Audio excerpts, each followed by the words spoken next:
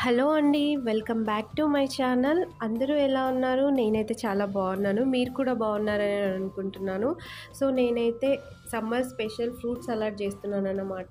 So, బయట ఎండ చాలా మండిపోతది కాబట్టి, ఇలాంటి మనం ఫ్రూట్ సలాడ్స్‌ని తింటూ ఇంట్లో రెస్ట్ తీసుకోవాలన్నమాట.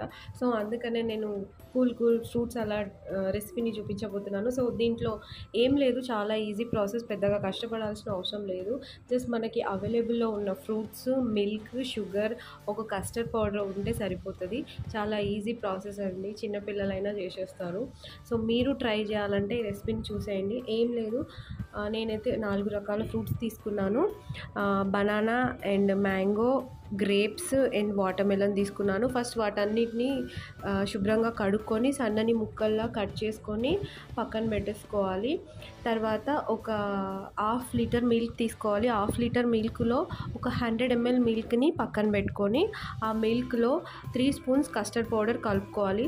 సో, మీకు కన్సిస్టెన్సీ కొంచెం చిక్కగా కావాలి అంటే 4 స్పూన్స్ కలుపుకోండి. లేదు నార్మల్‌గా ఉంటే సరిపోతది అనంటే 3 స్పూన్స్ కలిపితే సరిపోతది. సో, 3 స్పూన్స్ మిల్క్ ఉండలు లేకుండా కలుపుకొని పక్కన పెట్టుకోవాలి. తర్వాత మిగిలిన మిల్క్‌ని స్టవ్ మీద పెట్టి మరిగించాలి.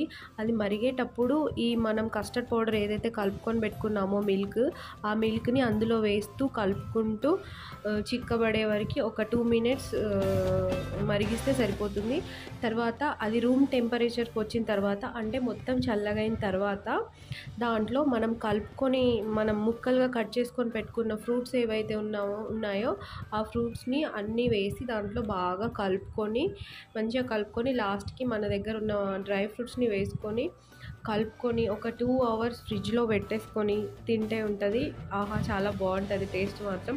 బయట టేస్ట్ కంటే మనం ఇంట్లో చేసుకునే టేస్ట్ చాలా బావుంటది. బయట ఎంతైనా కొంచెం కల్తీయే ఉంటది కాబట్టి, సో, మనం ఇంట్లో చేసుకొని తింటే ఆ కిక్కే వేరు నిజం చెప్పాలంటే. సో, మీరు ట్రై చేసి, సో, మీకు వెంటనే కావాలి ఒక 2 అవర్స్ తర్వాత అంటే డీప్ ఫ్రిడ్జ్‌లో ఒక 2 అవర్స్ పెట్టుకోండి. లేదు మేము నెక్స్ట్ డే తింటాము అనంటే డీప్ ఫ్రిడ్జ్‌లో కాకుండా నార్మల్‌గా పెట్టేసుకున్నా సరిపోతుంది. సో, నేనైతే నార్మల్‌గా పెట్టేసుకొని నెక్స్ట్ డే తిన్నాము. టేస్ట్ మాత్రం చాలా అదిరిపోయింది. సో, మీరు ట్రై చేసి నాకు కామెంట్ చేయండి.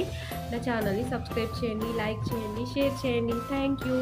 హ్యాపీ సండే అందరికీ.